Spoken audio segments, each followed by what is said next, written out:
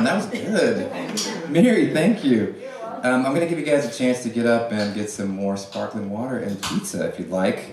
I've already told my one joke, so how about some shameless self-promotion? What, no applause for shameless self-promotion? The Being Seen show is up at the Glass Outhouse Gallery, and I do have a piece in that show. I have a drawing. It's a self-portrait.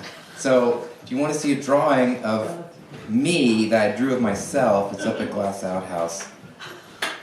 And our next reader comes to us from Joshua Tree. He's a PhD in chemistry. And he's going to be reading a couple of poems today. Oh, it's Ed Blanc. That's my dad. So my dad, Ed Blanc, is going to be reading for us tonight 2 poems that he chose. I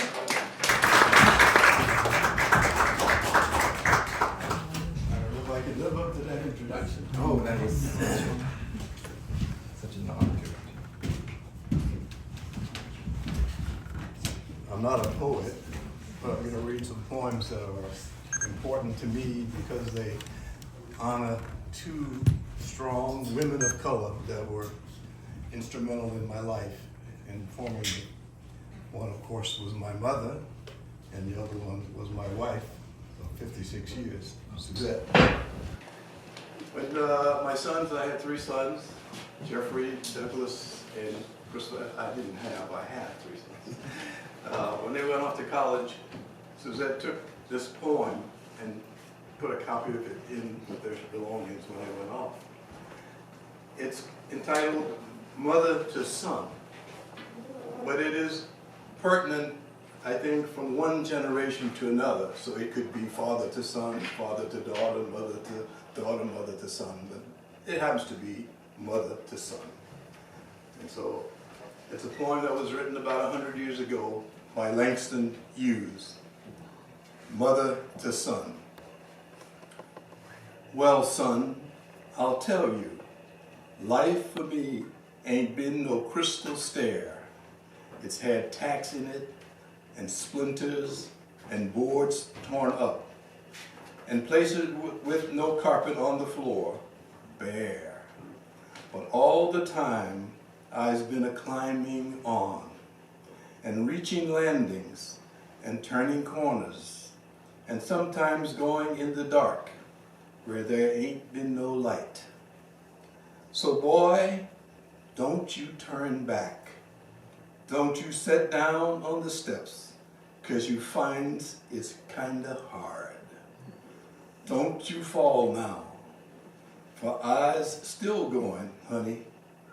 I'm still climbing, and life for me ain't been no crystal stair.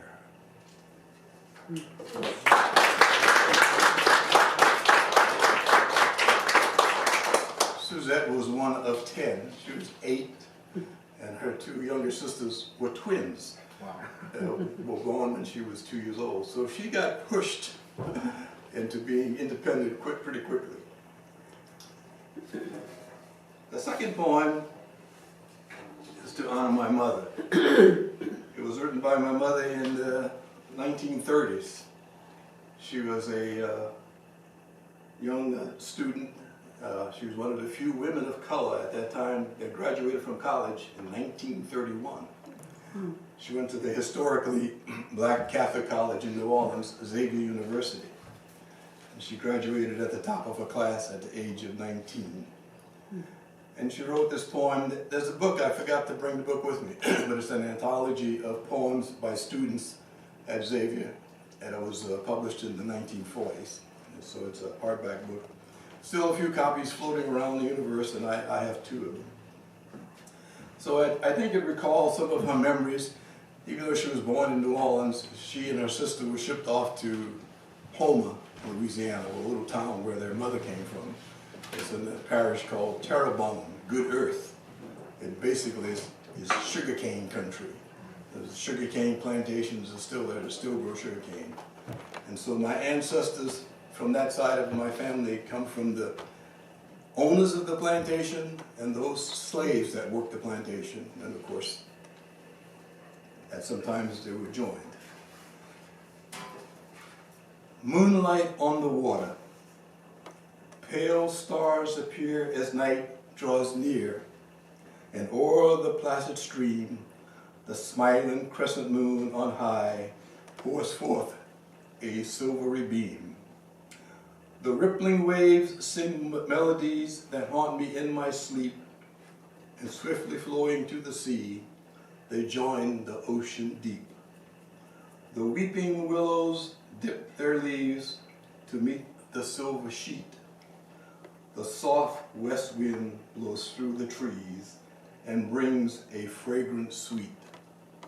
Upon the bank I lie alone, and o'er the rivulet the silvery moon glides calmly on. In dreams I see it yet.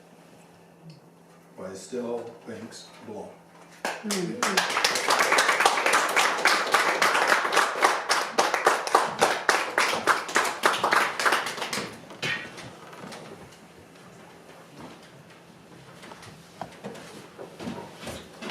Sweet, thank you very much. That's my dad. And Estelle Banks Blanc is my grandma. What I want to do now is I want to give a shout out to one of our members, Rachel Sklar.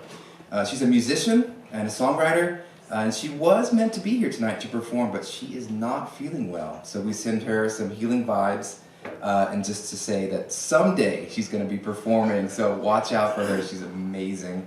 Rachel Sklar.